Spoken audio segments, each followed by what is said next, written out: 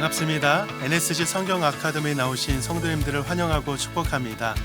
오늘은 요한계시록 세 번째 시간인데요. 조병수 교수님의 강의를 통해서 바른 신앙으로 무장하는 여러분 되시기를 간절히 소망합니다. 안녕하세요. 요한계시록 강의를 맡고 있는 조병수 목사입니다. 오늘은 요한계시록 세 번째 강의를 나누려고 합니다.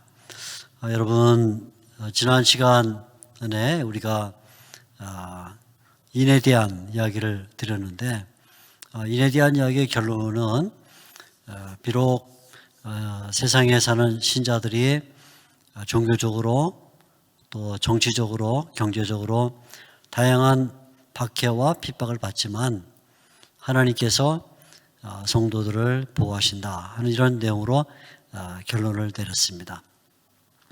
오늘은 이제 일곱 나팔에 대한 이야기를 드리게 되겠는데, 일곱 나팔에 대한 이야기는 좀 내용이 깁니다. 8장에서 14장까지 걸쳐서 나오는데 내용을 요점적으로 한번 하나씩 살펴보도록 그렇게 하겠습니다. 이미 앞에서 도입부 말씀드리면서 설명했던 것처럼 요한계시록은 본론에 들어가기 전에 서론을 갖고 있다, 그런 얘기를 한 적이 있습니다. 그거는 이제 인에 대한 내용에도 그렇고 또 나팔도 그렇고 대접도 그렇고 모두 그런데, 인에 대한 내용은 서론이 굉장히 길죠. 4장, 5장. 그 다음에 6장에 인에 대한 이야기가 나오고, 그리고 나팔에 대한 이야기는 서론이 좀 짧습니다. 8장 1절에서 5절까지 걸쳐있는 짧은 서론인데, 이 서론을 잘 알아야만 그 다음에 나오는 나팔에 대한 이야기를 잘 알 수가 있죠. 그래서 먼저 이 서론에 대한 이야기부터 시작을 드리겠는데, 8장 1절에서 5절까지입니다. 자, 먼저 8장 1절을 제가 한번 읽어볼 테니까 여러분 함께 보셔요. 8장 1절, 일곱째 인을 떼실 때에 하늘이 반시간쯤 고요하다니. 자, 이게 나팔에 대한 이야기인데 왜 일곱째 인에 대한 이야기가 나오는가 하는 것은, 이미 앞에서 여섯째 인과 일곱째 인 사이에 삽입부가 들어있다는 것을 말씀드렸던 것을 기억할 수가 있을 것입니다. 7장이 바로 그 삽입부인데, 7장에는 14만 4천 이스라엘 백성으로 표상되는 구원받은 총수와 그 다음에 각 나라와 족속과 또 언어와 그리고 백성 가운데 나온 이방인으로 표상되는 구원받은 사람의 총수가 겹쳐지면서 7장에 이야기가 들어있죠. 그게 이제 우리가 삽입 부분이라 이렇게 말하는데, 그 삽입 부분이 끝나면서 일곱째 인을 떼는 거죠. 일곱째 인을 뗄 때 그 일곱째 인이 결국은 일곱 나팔의 이야기로 넘어가는 이런 방식이 되겠습니다. 자, 그래서 8장 1절에 보면 일곱째 인을 떼실 때 이렇게 말했는데, 8장 2절에 바로 그 일곱째 인을 떼는 것이 일곱 나팔의 시작점이다, 이렇게 말합니다. 2절, 내가 봄에 하나님 앞과 일곱 천사가 서 있어 일곱 나팔을 받았더라. 이제 이해가 되시죠? 1절에는 일곱째 인에 대한 이야기지만 결국 그 일곱째 인에 대한 이야기는 자동적으로 일곱 나팔에 대한 이야기로 넘어가고 있다 하는 말입니다. 자, 그래서 이제 일곱 나팔에 대한 이야기가 나오는데, 실제로 그 일곱 나팔에 대한 이야기는 6절부터 시작이 되죠. 일곱 나팔을 가진 일곱 천사가 나팔 불기를 준비하더라, 이렇게 되어 있습니다. 그래서 그 사이에 서론이 들어있는데, 그 서론이 바로 뭐냐면 금향로에 대한 이야기가 서론으로 들어있는 것을 볼 수가 있어요. 자, 3절 보면 금향로에 대한 이야기가 나옵니다. 또 다른 천사가 와서 제단 곁에 서서 금향로를 가지고, 금향로, 이 금향로라는 말은 사실은 구약 시대의 성소 이야기에 나오는 것이죠. 성소 이야기에. 그래서 성소와 지성소가 있는데, 성소 안에 있던 세 가지 물질 가운데 하나가 향로인데, 이 향로를 대속죄, 그러니까 오늘날 우리식으로 말하면 9월 9일 대속절인데요. 그때 이제 대제사장이 1년에 한 번 지성소에 들어가면서 이 금양로를 가지고 안으로 들어갑니다. 바로 그 금양로를 말하고 있습니다. 자, 이 금양로를 가지고 와서 서론이 시작되는데, 이 금양로를 보니까 그 금양로 안에 많은 향이 들어있다는 거예요. 3절이죠. 많은 향을 받았으니 이렇게 말합니다. 근데 이 많은 향이 뭐냐 하면 이것이 바로 성도들의 기도라는 것입니다. 자, 이제 이 앞에 인에 대한 이야기에서는 신자들이 어떤 때는 종교적으로, 어떤 때는 정치적으로, 어떤 때는 경제적으로 환난을 당하는데, 거기에는 어떤 이유가 있다. 말씀과 증거 때문이다. 그러면서 그 말씀과 증거가 결국 환난을 받는 영적 이유가 되는데, 이제 그 영적 이유에 대하여 이야기하기 전에 먼저 신자들이 드리는 기도가 하나님께 어떻게 받아지는가 하는 것을 이야기하고 있는 것이죠. 그래서 여기 지금 8장 3절에 많은 향이 있는데, 이 향은 뭐냐? 이렇게 3절에 이는 모든 성도의 기도와 합하여 보좌 앞 금제단에 드리고자 함이라. 그래서 결국 기도에 대한 이야기가 나오는 것을 볼 수가 있습니다. 하나님께서 환난받는 성도들을 기억하시는데, 그 기억하는 이유 가운데 하나가 기도 때문이라 하는 말씀이죠. 그리고 하나님이 성도들을 기억하시기 때문에 하나님은 성도들의 기도를 응답하시게 됩니다. 자, 여기 보게 되면 이 기도를 설명하면서 많은 향, 그리고 이것이 기도다 이렇게 말하는데, 4절에 향연이 성도의 기도와 함께 천사의 손으로부터 하나님 앞으로 올라가는지라 그러는데, 이 기도를 이제 많은 향이라 그래. 많은 향. 두 가지가 중요한데, 첫째는 많다 하는 것이죠. 많다. 그러니까 성도들이 환난과 핍박을 당하게 되면 그 환난과 핍박을 받을 때 뭘 하는가? 어떻게 하면 이 핍박을 피할 수 있을까? 어떻게 하면 우리를 괴롭히는 자들과 싸워서 이길 수 있을까? 아니면 이에 대하여 어떻게 데몬스트레이션 할 것인가?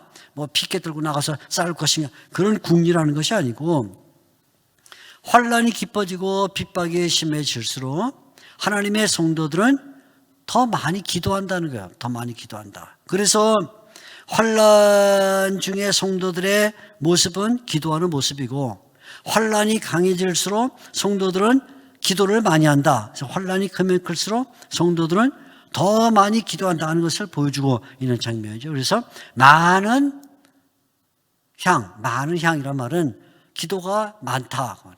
환난이 클수록 성도들은 더 많이 기도를 한다. 또 하나 중요한 것은 뭐냐면, 이 기도를 가리켜서 향이다 이렇게 말하는데, 향이다 하는 말은 무슨 의미냐면 하나님이 성도들의 기도를 받기를 즐겨하신다 그런 뜻이죠. 하나님께서 구약시대에도 성소 안에 펴있는 그 향로의 향을 받기를 좋아하셨는데, 성도들이 하나님 앞에 기도하게 되면 그 기도가 향연이 돼서 하나님 앞에 올라가고, 그 기도를 하나님께서 향연을 받는 것처럼 기뻐하신다는 것입니다.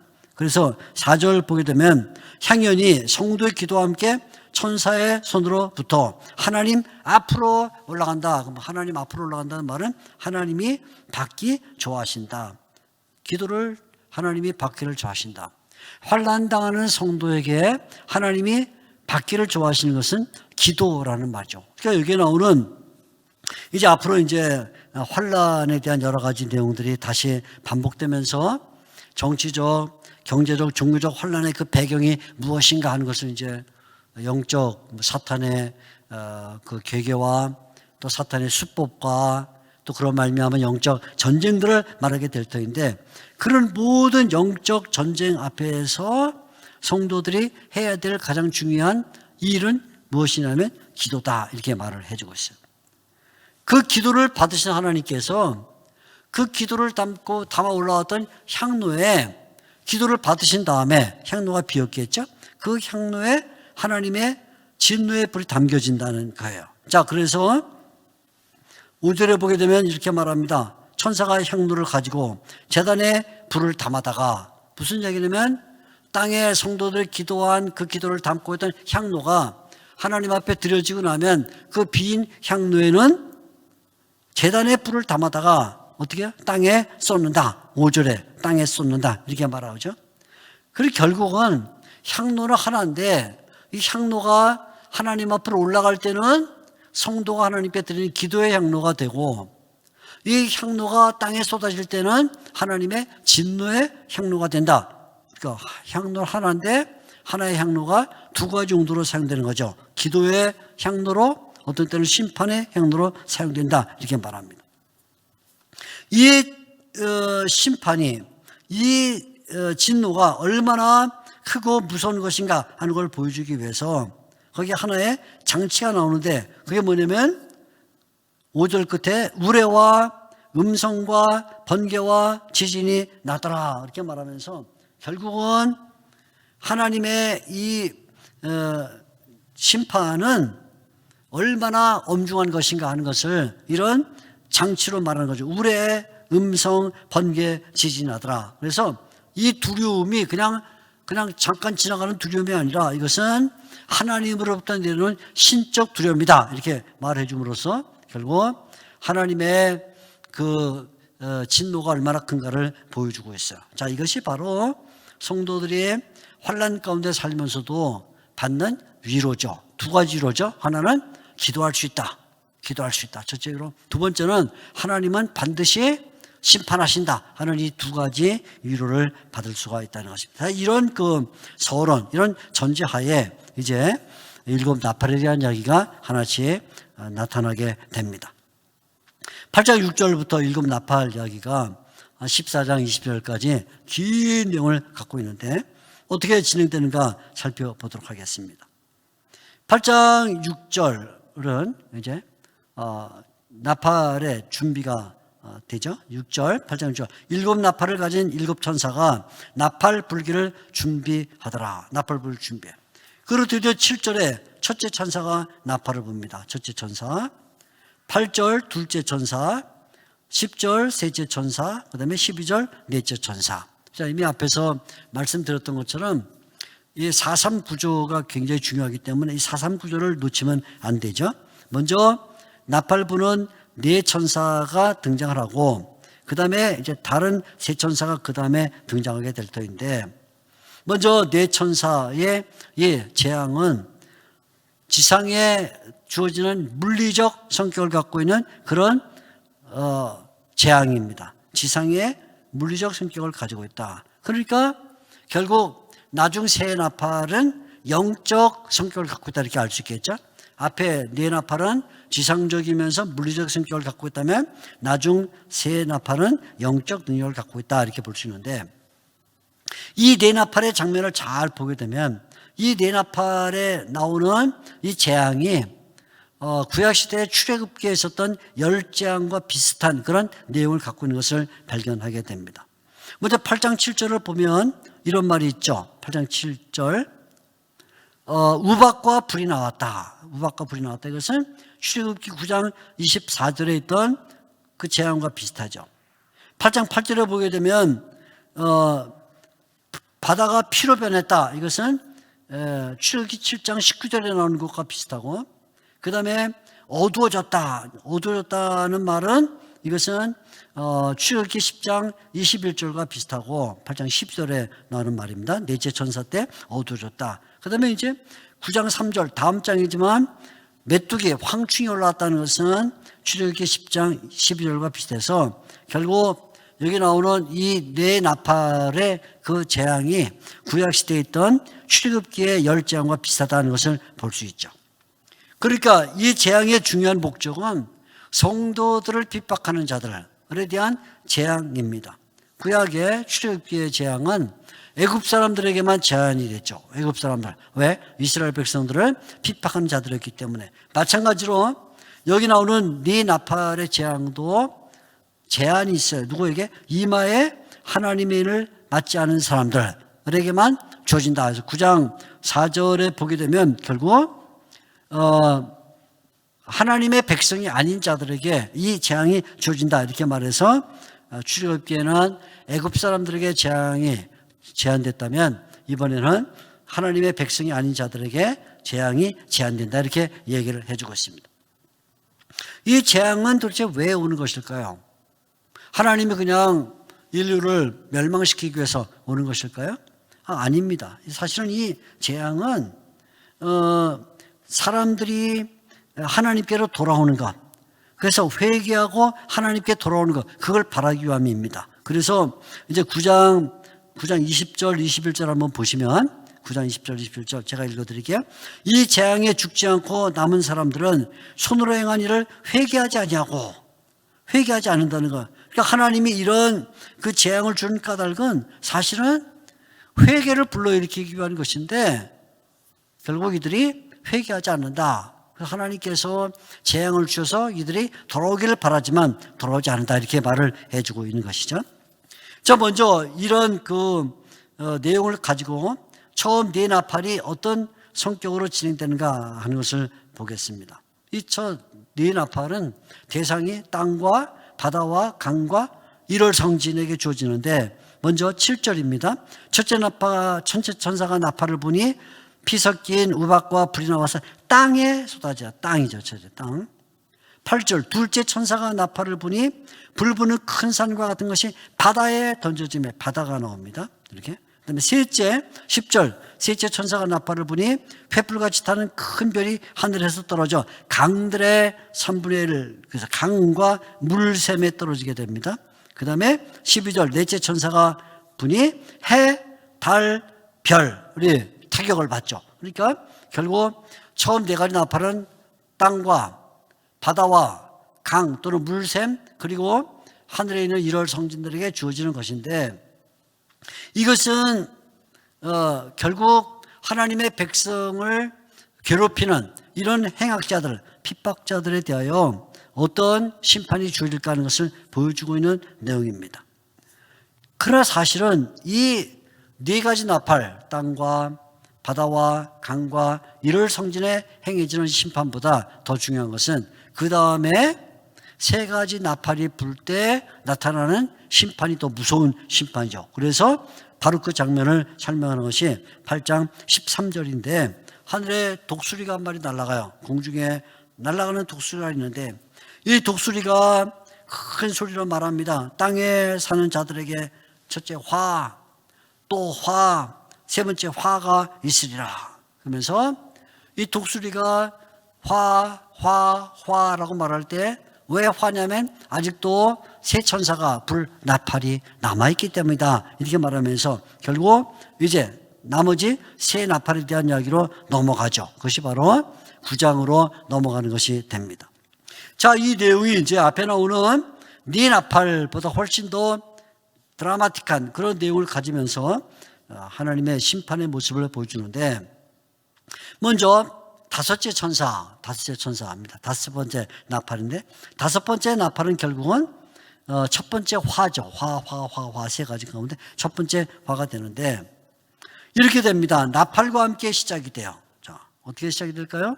처음 네 나팔, 그 다음에 다섯 번째 나팔, 첫 번째 화는 나팔 소리가 불리는데 다섯째 천사가 나팔을 불매 내가 봄에 하늘에서 땅에 떨어진 별 하나가 있는데 그가 무저경의 열쇠를 받았더라. 이렇게 나옵니다.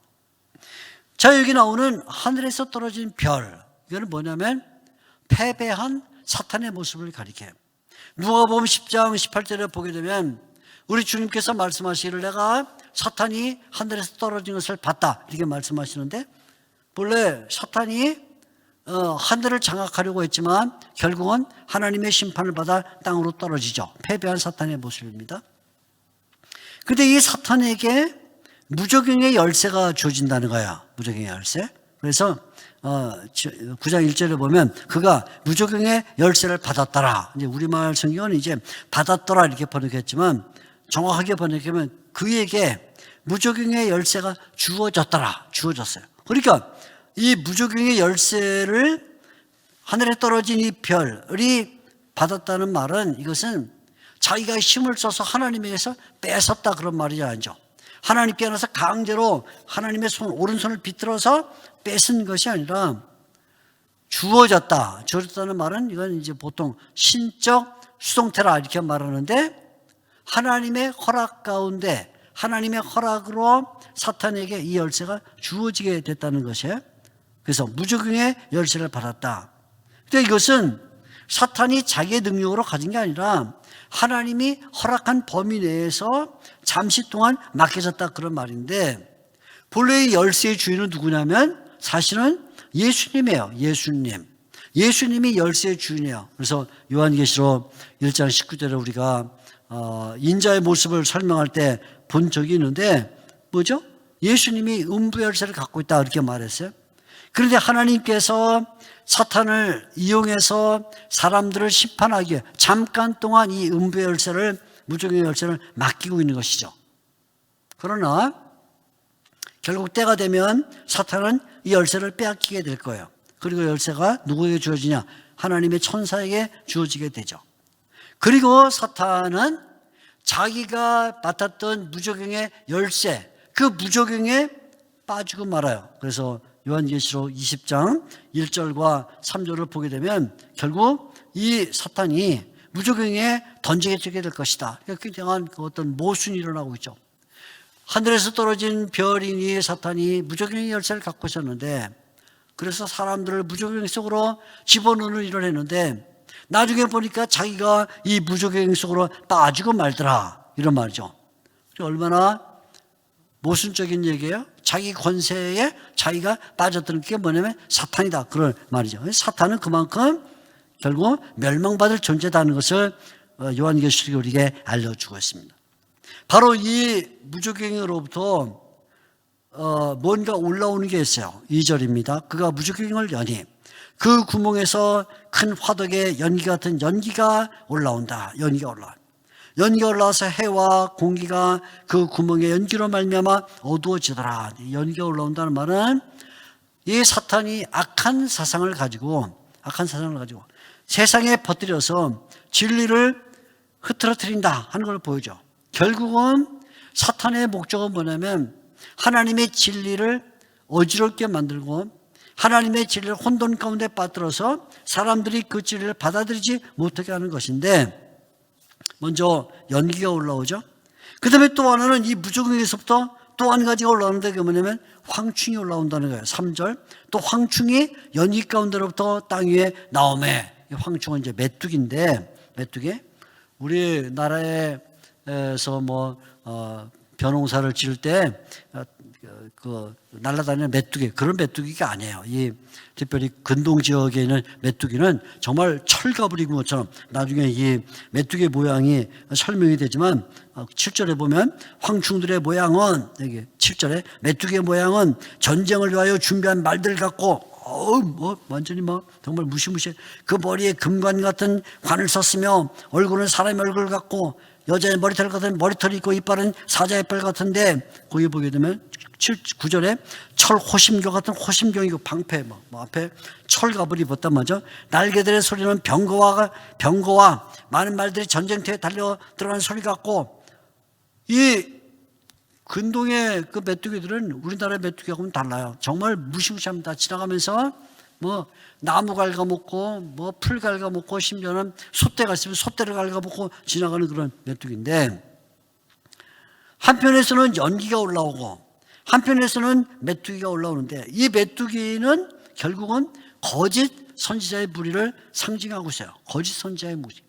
그래서 하나님의 성도들을 이 메뚜기들이 다니면서 갉아먹는 거죠. 갉아먹어요.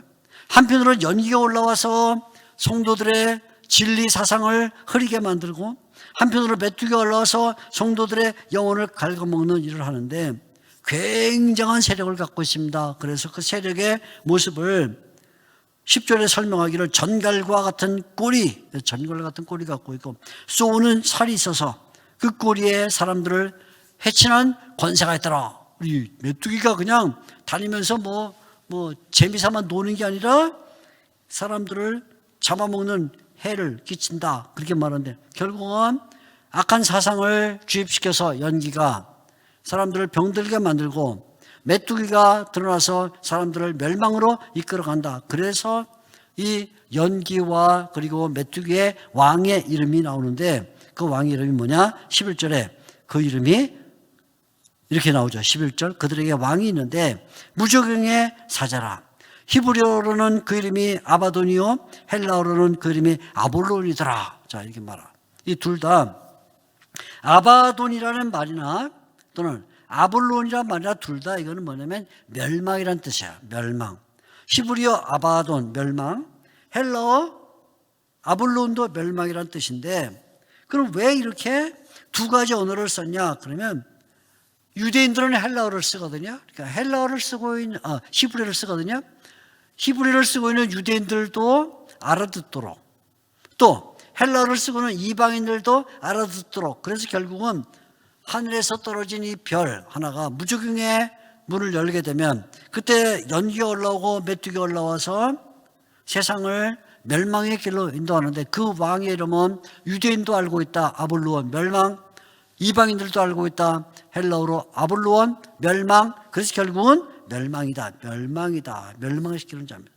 사탄의 전략은 멸망이에요. 사탄은 건설하지 않아요. 사탄은 불화를 일으키지 평화를 가져다 주지 않아요. 사탄은 전쟁을 갖다 주지 평강을 주지 않아요. 그러니까 사탄의 목적은 뭐냐면 멸망시키는 것인데 그 가운데서 대표적으로 하나님의 교회와 하나님의 성도를 멸망시키는 게 목적이죠. 다만 여기에 한 가지 주의해야 될 것은 이런 황충들의 괴롭힘 그리고 사탄의 이런 전략이 영원하지가 않다 그 말이죠. 그것은 언제나 시간적 제한이 있다. 그래서 두 번 똑같은 말을 써요. 자, 9장 5절에 보면 이렇게 말하죠. 9장 5절 이들에게는 제한이 있다. 5달 동안 9장 5절 그러나 그들을 죽이지는 못하게 하시고 5달 동안 또 10절 보게 되면 전갈과 같은 꼬리와 쏘는 살이 있어 그 꼬리에는 5달 동안 사람들을 해하는 권세가 있더라. 무슨 말일까요? 결국 사탄이 아무리 발악을 하고 사탄이 아무리 교회를 괴롭히고 신자들을 핍박한다 할지라도 그것은 정해진 시간 동안만이다. 그게 뭐냐? 성도의 위로죠. 결국은 하나님 나라는 영원하지만 사탄의 공격은 영원하지 않다 이렇게 말해주는 거예요. 첫 번째 화에 대한 이야기인데 다섯 번째 나팔 이야기는 이렇게 무적행을 여는 하늘에서 떨어진 별 사탄에 대한 이야기죠. 자, 이게 첫 번째 화에 대한 이야기입니다. 9장 13절부터는 여섯 번째 나팔에 대한 이야기, 그 두 번째 화에 대한 이야기가 나오는데, 자, 13절에 이렇게 시작합니다. 여섯째 천사가 나팔을 불매 내가 들으니 하나님 앞 금제단 닛불에서 음성이 나서 여섯째 천사가 나팔을 부니까 하나님 제단에서 소리가 나는데 나팔을 가진 여섯째 천사에게 말합니다. 그러면서 큰 강 유프라데스가 등장을 해요. 지금 바빌론 지역에는 유프라데스 강이 등장하면서 거기에 네 천사가 묶여져 있는데 네 천사가 이 유프라데스 강에 묶여져 있는 네 천사를 놓아주라. 네 천사가 놓아주니까 어떤 일이 벌어지냐면 15절 네 천사가 놓였으니 풀어난 거죠. 그들은 그 해입니다. 해. 2020이나 할 때 월 1월이죠. 1월. 그다음에 며칠, 그다음에 몇 시 이런 월 일시를 말하는데 이 네 천사는 뭐냐면 시간을 담당하고 있는 천사예요. 시간 천사. 연과 월과 일을 담당하고 있는 이 천사가 드디어 노임을 받게 되면 그때 이 땅에 전쟁이 일어나는데 이 전쟁이 정해진 시간에 일어나게 된다 하는 말이죠. 하나님께서 큰 강 유프라데에 결박되어 있던 네 천사 월 일시를 풀어줌으로써 말미암아 드디어 사람을 죽이는 전쟁이 일어나게 되는데 그 전쟁을 수행하는 군대의 이름을 가리켜서 16절에 마병대라 그래요. 마병대.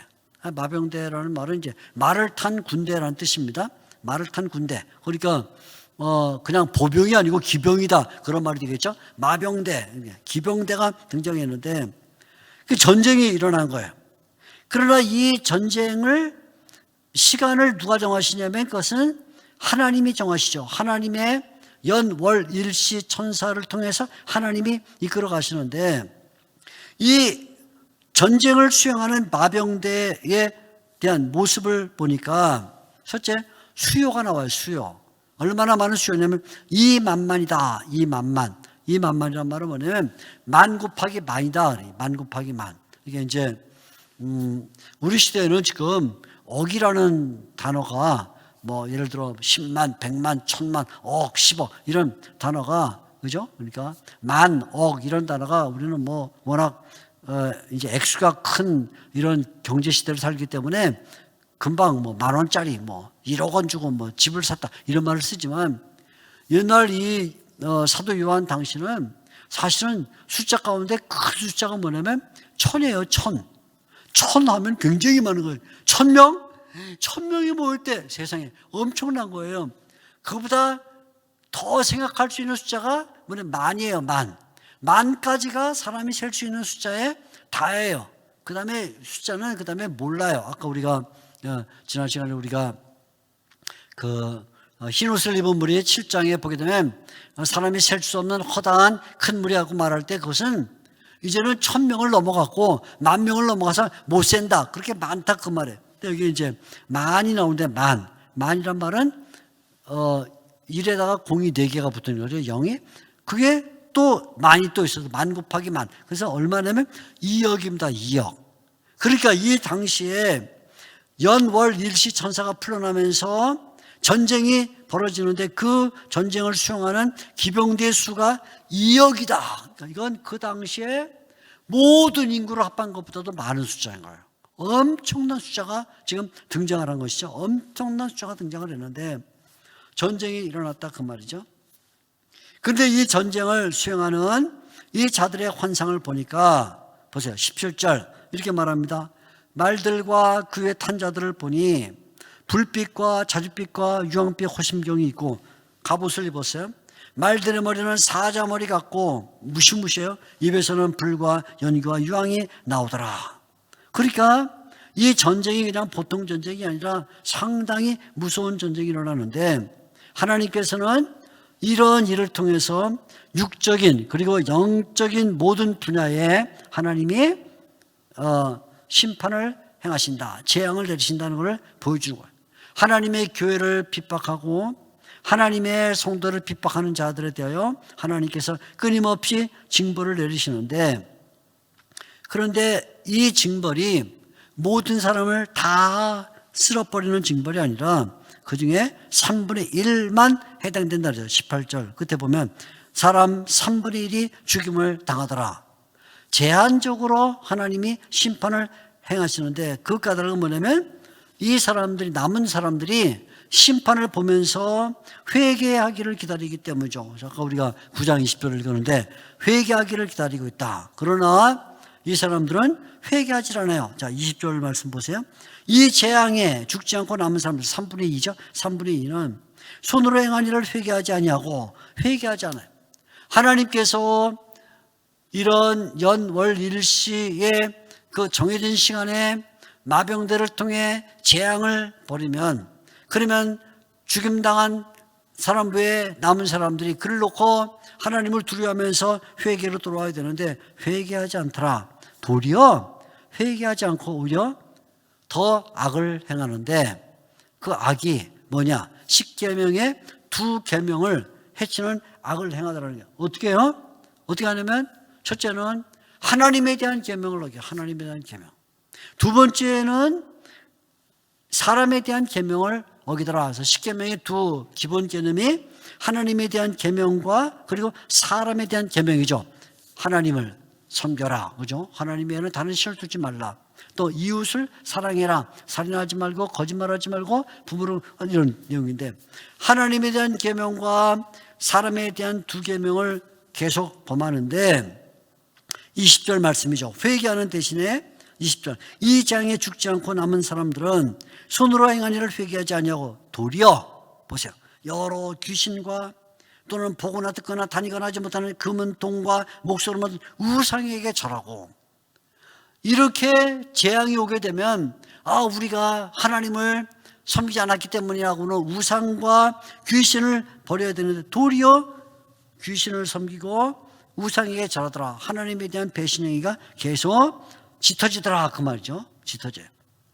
그리고 더 나가서 뭐하냐, 사람에 대한 이 죄를 범하는데 보세요. 21절 살인과 복술과 음행과 도적질을 회개하지 않더라. 살인, 이웃을 해치고 도적질, 이웃의 것을 빼앗는 일들을 계속하더라. 그래서 결국은 어떤 일이죠? 하나님이 재앙을 주신 것은 회개를 기다리는 것인데 이들이 회개하는 대신에 도리어 뭐를 해요? 도리어 하나님을 더 거역하는 일을 함으로써 점점점 하나님에게서 멀어지고 말더라. 그러니까 결국 뭐예요? 회개하지 않는 자들에 대한 이야기를 해주고 있는 것이죠. 자, 이렇게 오히려 하나님의 기대에서 벗어난 자들이 되고 말았다 하는 것이 바로 이 두 번째 화, 여섯째 나팔에 대한 이야기가 되는데, 자, 이런 그 완고한 세상이 얼마나 완고한지를 보여주면서 사도 요한은 이 회개하지 않는 세상에 대하여 조금 더 자세하게 설명을 해야 될 필요를 느꼈어요.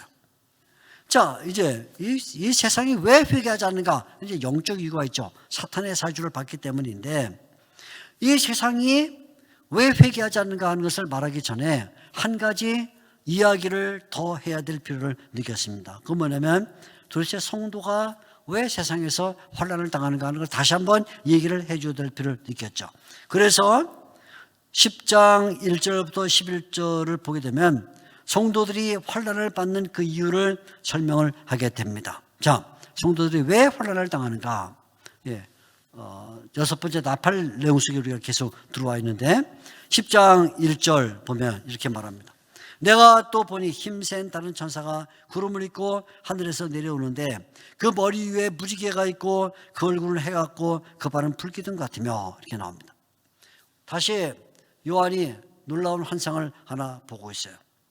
이 요한이 보니까 환상 가운데 엄청난 큰 giant angel, 큰 거인 천사가 나타났어요. 거인 천사가 나타나는데 이 거인 천사의 모습이 10장 1절에 설명이 돼요.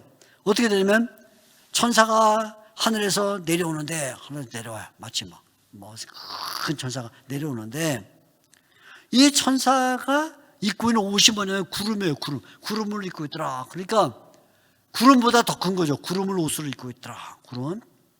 그리고 그 머리 위에는 무지개가 있고 무지개가 펼쳤고 그 얼굴은 해 같더라. 해 같아요.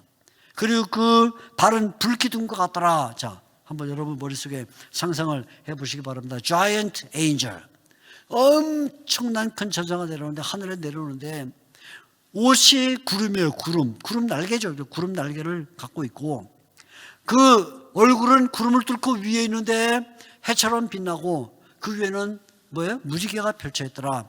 그 발기둥을 보니까 불기둥처럼 되는데 그 한쪽 발은 2절입니다. 오른쪽 발은 바다를 밟고 있고 왼쪽 발은 땅을 밟고 있더라. 우리 여러분 대관령이라 이런 데 가게 되면 그 풍력 발전기가 있어서 큰 기둥처럼 되는데 바람개비 도는 것처럼 큰 기둥처럼 불기둥으로 된 두 개, 불기둥을 알죠? 출애굽기에 하나님이 애굽 사람들로부터 이스라엘 백성을 보호하고 밤에 등불처럼 밝혀주기 위해서 불기둥이 나타나. 그럼 불기둥 같은 두 개의 불기둥이 하나는 바다를, 하나는 땅을 밟고 있는데 그 모양이, 몸은 구름을 옷으로 입고 있고 머리는, 얼굴은 해처럼 빛나고 그 위에는 구름이 있는, 무지개가 있는 엄청난 이런 천사가 등장을 했습니다. 놀랍죠? 그런데 모순적이게도 이 천사가 손에 뭘 하나 갖고 있어요. 손에 뭘 갖고 있는데 그 손에 보니까 2절, 그 손에는 펴놓은 작은 두루마리가 있더라. 두루마리는 책입니다. 제가 4장에서 설명드렸던 책이 있더라. 5장에서 설명했던 책이 있더라. 작은 책이 있어요. 그러니까 지금 이 천사는 모양새가 막 하늘을 뚫고 구름을 뚫고 엄청난 천사인데 손에 보니까 조그만 책이 있는데 이 책이 얼마나 조그마냐 하면 사람이 입에다 넣고 삼키면 넘어갈 정도로 작더라 그 말이에요. 그래서 여기 이제 8절 보면 이렇게 돼 있어요. 하늘에서 나서 내게 들리던 음성이 또 내게 말하되 이르되 네가 가서 바다와 땅을 밟고 서 있는 천사의 손에 펴 있는 두루마리를 가지라. 그래요. 그럼 뭐 9절에 그 두루마리를 달라 앉아 천사가 이르되 갖다 먹어버리라. 먹으라는. 아니 책이 얼마나 조그마면 뭐 알약? 우리 뭐 감기 걸리거나 무슨 뭐 배탈 났으니 뭐 알약만큼 조그만가 보죠. 이 조그만 것을 입에다 넣으면 삼킬 수 있을 정도로 작은 책이다.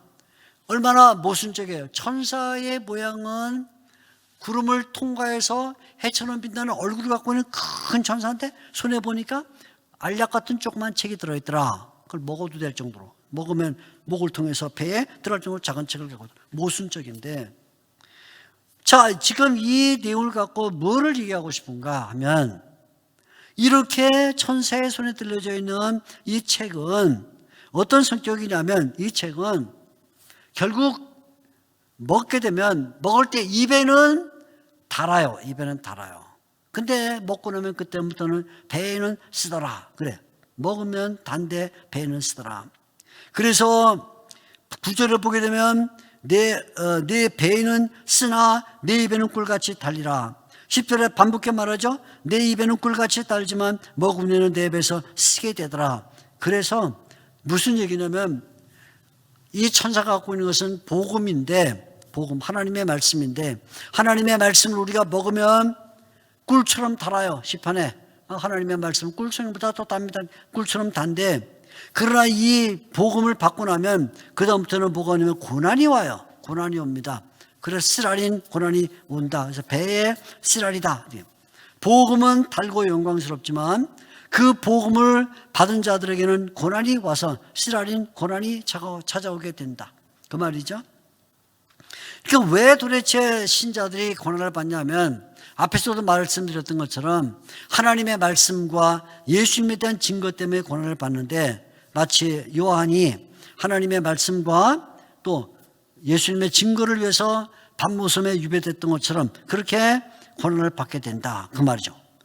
여러분, 그러면 이렇게 하나님의 복음을 받고 고난을 받으면, 입에는 달지만 배에는 쓴 이 복음을 받고 나면, 이제는 다시는 내가 이 일에 들어가지 않아야겠다고 그냥 주저앉을까요? 아니면 신앙을 가지니까 이렇게 고난이 많아 그만둘까? 복음을 알게 되니까 내가 이렇게 고난을 받아 복음을 내팽개칠까요? 그렇지 않죠. 자, 오늘 여기 10장 11절에 이 복음을 입에 달고 이 복음이 배에는 쓰지만 요한에게 천사가 하는 말이 있어요. 뭐라고 말합니까? 이렇게 말하죠. 11절. 그가 내게 말하기를 네가 많은 백성과 나라와 방언과 임금들에게 다시 예언하여야 하리라. 다시 예언한단 말은 복음을 전해야 된다 그 말이죠. 다시 말하자면 결국 복음 때문에 고난을 받음에도 불구하고 그 복음을 포기하는 게 아니라 오히려 더욱 힘써서 복음을 전하는 자들이 된다. 우리가 이 땅을 살아가는 동안에 복음을 받고 복음 때문에 고난을 받게 되면 그때 주저하는 게 아니다. 오히려 고난이 오고 환난이 오게 될 때 그때는 성도들이 하나님 앞에 많은 기도를 드리고 그리고 세상에 대해서는 더 복음을 전해서 다시 예언하는 자가 된다. 그게 뭐냐면 바로 이 신자들이 올라 이 땅을 살아가는 하나의 비결이라 그 말이죠. 그걸 우리에게 말해주는 거예요. 그런데 오늘 이 말씀에서 한 가지 우리가 놓쳐서 안 될 게 뭐냐면 이런 복음의 고난은 진정한 성도들에게만 오는 것이지 외식적인 성도들에게는 오는 것이 아니라는 말입니다. 외식적인 성도들에게는 이런 고난이 오지 않는다. 그래서 그걸 말하기 위해서 이제 요한이 11장에서 진정한 성도와 외식적인 성도를 나누어서 얘기를 하는 거예요. 그건 이제 성전 측량이라는 내용을 갖고 설명을 하게 되는 것이죠. 자, 이제 이야기가 조금 바뀝니다. 진정한 성도는 복음을 받을 때 달고 그 때문에 고난을 받기 때문에 배에는 쓰지만 거짓 신자들, 외식적인 신자들은 그런 일이 벌어지지 않는다. 그래서 이제 성전 측량이라는 것을 가지고 설명하는데 외식적인 성도에 대한 이야기입니다. 복음에 의한 고난은 외식적인 성도들에게는 해당되지 않는다. 이것을 잘 보여주는 게 성전 측량이라는 이 사실이에요. 자, 11장 1절에 보면 이렇게 말해요. 또 내게 지팡이 같은 갈대를 주며 말하기를, 갈대는 이제 자입니다. 우리는 오늘날로 말하면 자, 줄자 아니면 막대자를 말하는데, 갈대를 주며 말하기를 일어나서 하나님의 성전과 제단과 그 안에서 경배하는 자들을 측량하라. 이렇게 말. 하나님의 성전과 제단과 그 안에서 경배하는 자 측량하라. 이렇게 말하고, 또 하나는 2절은 성전 바깥마당은 측량하지 말라. 그냥 두라. 이렇게 말. 자, 보세요. 1절은 측량하라. 측량할 대상이 있어요. 성전과 제단과 경배자들. 측량하지 않아야 할 대상이 있어요. 그건 성전 바깥마당. 이 둘로 나눠서 말하는데, 전자, 그러니까 측량을 받는 자들은 참된 교회를 가리키는 것입니다. 중심에 그리스도를 모시고 있는 신자들, 삼위일체 하나님을 예배하는 사람들은 참된 교회인데, 그것은 경배하는 자들이다 그래. 그들은 복음으로 말미암아 고난을 받는 성도들이지만 하나님이 그들을 측량해요. 측량한다는 말은 하나님의 계산 속에 들어있다. 하나님이 카운트하신다. 하나님의 계산 속에 들어있다. 그런 말인데, 측량한다는 말은 그것은 소유다. 내 소유다. 그 말이에요. 내 소유가 아니면 측량할 수가 없죠. 제가 남의 땅을 가고 줄자 갖고 측량하고 있으면 주인이 물었어요. 여보시오, 왜 내 땅을 그거 줄자 재고 그래? 내 땅이 아니면 그렇게 못하죠. 측량한다는 말은 내 소유다 하는 말이고, 소유의 확보와 소유의 회복을 의미하는 것인데, 하나님의 성도, 참된 교회, 곧 경배자들은 하나님이 측량한다. 하나님의 카운트 속에 들어있다. 하나님의 계산 속에 들어있다. 그 말이에요. 그러나 측량하지 말라는 대상은 성전 바깥 마당인데, 이것은 성전과 붙어 있어요. 성전과 관련이 돼 있어요. 그러나 참된 성도가 아니에요. 이름뿐인 신자들을 가리키는 것이죠. 그래서 이것은 하나님 앞에 보이러 오는 자들, 결국 하나님과 관계에 있는 것처럼 외면적으로는 보이지만 사실은 관계가 없는 자들인데, 마치 이사야 1장 12절에 너희가 내 마당만 밟을 뿐이다. 이렇게 하나님이 이사야 시대 유대인들을 책망했는데, 그런 거죠. 복음대로 살려야 하기 때문에 고민하지 않아요. 복음 때문에 고난을 받을 각오가 안 돼 있는 그들은 세상과 짝하고, 그리고 세상에 즐거움을 추구하는 사람들, 그래서 하나님의 계산 밖에 있다. 이들은 결국은 세상 사람들에 의해서 마구 침범당하게 될 것이다. 그래서 2절에 말하죠. 이방인에게 줬은즉 그들이 거룩한 성을 42달 동안 짓밟을 것이다. 그 말이에요. 자, 그러니까 결국 그 말이죠. 참된 성도들은 하나님의 계산 속에 있지만, 그 말입니다. 그러나 거짓된 성도들은 세상의 유혹을 받을 뿐이지 하나님의 계산 속에 들어있지 않고 결국은 짓밟히게 될 것이다. 그런데 여기에도 시간에 제한이 있다는 거예요. 어느 시간 동안? 42달 동안. 자, 42달 동안, 이 42달이라는 이 시간을 잘 기억해 둘 필요가 있습니다. 42달입니다. 42달. 그러니까 성도들이 고난을 받을 때 영원토록 고난받는 게 아니라는 거예요. 42달 동안만 고난받는다. 그 말이죠. 그래서 이 기간 동안에 고난을 받으면서도 오히려 복음을 전하는 거야. 복음을. 자, 보세요. 그래서 3절에 보게 되면 이제 나의 증인이라 나오는데, 나의 두 증인에게 권세를 주리니 그들이 굵은 뼈옷을 입고 1260일을 예언하리라.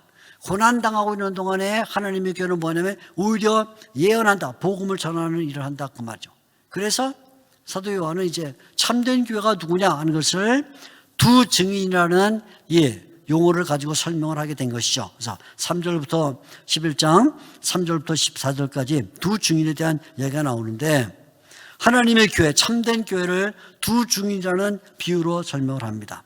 이게 두 증인할 때 두라는 이 두 증인, 이수죠. 이수는 신명기 19장 15절에 의하면 이것은 뭐냐면 증거의 신실함을 보여주는 거죠. 증거의 신실함. 두세 사람의 증인이 있어야만 된다. 한 사람이 와가지고 증인하면 그건 안 된다. 두 사람 이상이 된다 할 때 이수는 증거의 신실함을 보여주는데, 여기 이제 이 증거의 신실함을 보이기 위해서 두 증인이 나와요. 3절, 나의 두 증인. 근데 그들을 누구냐면 4절 이 땅에 주 앞에 서 있는 두 감람나무와 두 촛대다. 두 감람나무 두 촛대. 이제 스가랴 4장을 갖고 온 말씀인데요. 스가랴 4장에 이 두 감람나무와 그다음에 등대에 대한 이야기가 나오는데 이 두 감람나무는 뭐냐면 결국은 기름을 흘리는 거죠. 기름을 짜낼 때 쓰는 감람유, 올리브유인데 올리브유를 주로 이제 왕을 세울 때 머리에 기름을 붓거나 아니면 제사장을 세울 때 머리에 기름을 붓거나 선지자를 세울 때 머리에 기름을 붓는데 이 두 감람나무는 메시아를 가리키는 거야. 메시아, 기름 부음 받은 자. 이게 이제 스가랴 4장 14절에 나오는 말씀인데 두 감람나무는 메시아다, 기름 부음 받은 자다 이렇게 나오는데 그 가운데 특별히 선지자를 가리켜요. 선지자. 나중에 여기에 이제 모세와 엘리야가 등장하는데 모세와 엘리야가 모세도 선지자고 엘리야도 선지자죠. 이렇게. 그래서 6절을 보게 되면 이제 모세와 엘리야를 말해주는 내용들이 나오는데 한편에는 모세는 뭐냐면 6절에 이런 말이죠. 물을 피로 변하게 하고 모세가 바로에게 가서 나일강을 피로 변하게 했잖아요. 물을 피로 변하게 했다. 모세를 염두에 두고 있고 6절 처음에 하늘을 닫아 비를 오지 못하게 했다고는 엘리야를 염두에 두고 있죠. 열왕기상 18장에 나오는 내용이 되는데 그러니까 한편으로 모세 한편으로 엘리야인데 이것은 구약의 율법과 선지자를 상징하는 거죠. 구약의 율법, 선지자, 모세는 율법, 엘리야는 선지자. 그러니까 한마디로 말하면 구약 교회를 상징하는 것이죠. 구약 교회. 그리고 이 구약 교회는 예수님에 의해서 완성이 됐어요. 그래서 예수 그리스도의 완성을 통해 신약 교회가 되는 거죠. 그래서 신약 교회가 모세와 엘리야와 같은 영적 권세를 가지고 드디어 이 땅에서 복음을 전하는 기관이 되니까 세상이 그 영적 기관인 교회를 핍박하게 되는 것입니다. 그때 교회가 핍박을 받으면서 그 핍박을 그냥 받고만 있느냐? 그렇지 않고 도리어 그 핍박을 받는 동안에 그리스도를 말하게 된다네. 그리스도를 열심히 말하게 되는데 그리스도를 말하는 것을 뭐라고 말하면 그 시간을 1260일이다. 3절 1260일 동안 예언하리라 이렇게 말하고 있어요. 자 보세요. 그러니까 2절과 3절을 비교하면 2절에는 핍박받는 그 기간이 42달 이렇게 나오고 3절에는 예언하는 기간을 1260일 이렇게 말하는데 결국 42달이 1260일인 거예요. 계산해 보세요. 한 달을 30일로 잡으면 42달 곱하기 30일 하면 1260일이에요. 그러니까 핍박받는 것은 달로 계산을 하고 복음을 전하는 것은 날로 계산을 하고 있는데 그 말은 뭐냐면 달은 듬성듬성하죠. 한 달, 두 달, 한 달, 두 달 이렇게 나면 날은 하루 이틀 이렇게 촘촘하게 나가기 때문에 결국 핍박받는 것은 듬성듬성한 핍박이지만 복음을 전하는 것은 촘촘하게 또 맹렬하게 복음을 전한다는 그런 내용을 가지고 있는 것이죠. 그래서 결국 두 증인은 핍박을 받을 때 도리어 더 맹렬하게 복음을 전하는 자들이 된다 하는 것을 보여주는데 결국 이 두 증인이 증거를 마칠 때가 되면 그들이 죽임을 당하게 되는 거예요. 그래서 7절에 보게 되면 이런 말하죠. 무저갱에서 올라온 권세로 말미암아 결국 짐승이 전쟁을 일으켜 두 증인을 죽여요. 7절 그때 그들을 이기고 그들을 죽일 것이다. 근데 그들의 시체가 드디어 길가에 버려지게 되는데 그 버려진 길을 가리켜서 세 가지로 설명을 하죠. 영적으로 하면 소돔이요, 애굽이요, 그리고 주께서 십자가에 못 박힌 곳 예루살렘이다. 그런 말인데 결국 이 두 증인이 죽임을 당한다. 그때 교회를 핍박한 이 세상은 즐거워한다. 10절에 보게 되면 서로 즐거워하고 예물을 보내면서 즐거워하게 될 것이다. 그런데 결국은 이 두 증인이 부활하게 된다는 게 부활해. 놀라운 일이죠. 보세요. 11절 3일 반 후에 하나님께로부터 생기가 그들 속에 들어가매 그들이 발로 일어서서 구경하는 자들이 크게 두려워하더라. 그리고 12절 이리로 올라오라. 부활하고 그 다음에 승천하게 된 것이다. 자, 오늘 이 두 증인에 대한 이야기가 뭘 우리에게 보여주고 있냐면 여러 가지예요. 첫째, 핍박이 듬성듬성하게 오지만 복음 전하는 것은 촘촘하게 행한다. 그래서 핍박보다 복음 전도가 더 강렬하다. 첫째 보여주고, 둘째는 이 두 증인이 결국은 죽임을 당하지만 마침내 그들은 부활해서 영광을 얻게 될 것이다. 이런 거죠. 역설이 일어나는 거죠. 그래서 비록 죽임을 당하지만 부활 승천을 통해서 하나님께 영광을 돌릴 것이다. 그래서 이 말씀을 가지고 우리에게 어떤 의미를 주냐면 교회에게 위로를 주는 거야. 핍박이 오지만 복음을 더 강하게 전해야 된다. 또 죽임을 당하지만 결국은 부활과 승천이라는 영광을 얻게 될 것이다. 그러니까 우리 이 시대를 살고 있는 모든 시대의 교회는 최선을 다해서 복음을 전해야 된다. 박해와 어려움을 당한다고 해서 그냥 주저하는 게 아니라 오히려 그때 더 열심히 복음을 전해서 많은 사람들이 주님께 돌아오게 하는 것, 그것이 교회의 사명이다. 그거죠. 그래서 이 말씀을 통해서 우리에게 알려주는 메시지는, 두 증인 메시지는 핍박보다 복음 전도가 강렬하고 죽음보다 더 영광스러운 부활과 승천이 있다는 것을 알려줌으로써 우리 신자들이 이 땅에서 사는 동안 얼마나 힘있게 복음을 전할 것인가 알려주죠. 그러나 이렇게 열심히 복음을 전해서 결국 사람들에게 회개를 요청하지만 사람들이 돌아오는가? 돌아오지 않는다. 안 돌아온다는 거야. 그래서 이 요한계시록은 계속 세상에 대하여 회의적인 시각을 가지고 바라보고 있다. 두 증인이 이렇게 열심히 복음을 전하고 죽음에 이를 정도로 복음을 전함에도 불구하고 세상은 절대로 돌아오지 않는다. 그래서 그 다음에 세 번째 화가 기다리고 있다. 이렇게 되는 것이죠. 자, 우리의 세 번째 화 이야기는 바로 이어서 또 말씀을 드리도록 하겠습니다.